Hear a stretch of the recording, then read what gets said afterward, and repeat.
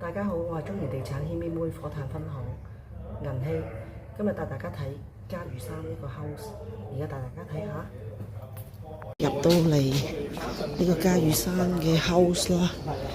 咁啊，而家落到嚟 ground floor 呢度咧有個客廁嘅，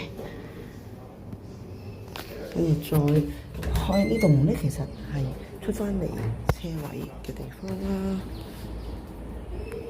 咁我哋再呢度有個偏廳可以放低啲鞋啊咁樣啦。咁我哋而家上去樓上啦，呢個係客廳啦，仲有個採光度好足嘅空間，有泳池啦，有大巨型客廳啦，樓底非常之高嘅。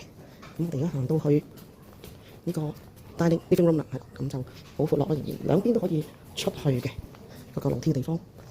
咁我哋而家行去右手邊咧，就有個幾靚嘅圓拱形嘅位置，係廚房啦，非常之大啦，成班12個人開 party 都得啊，一圍台啊。咁呢度咧望翻出去露天嘅，可以坐下飲杯咖啡，飲下香檳啦。客廳飯廳，而家行出嚟右手邊有個泳池嘅，都幾深啊，業主話都有1.2米，咁就好正，仲有浴室嗰邊。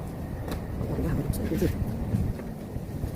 有淋浴啦，游完水可以行過嚟啦，因為樓底都幾高，再望翻出嚟。而家我哋上到嚟上層，上到嚟上層咧就有個大玻璃啦，可以採光度十足啦。而家望翻出去下邊係自己嘅泳池啦。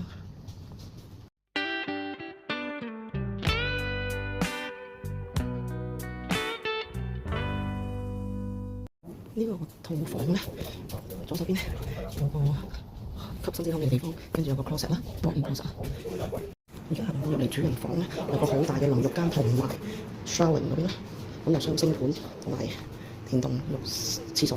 我哋而家行翻出嚟呢個房間，我而家有呢個位置行過嚟另外一邊啦，咁側邊有個門嘅，可以上樓上啦，都係個露天地方啦。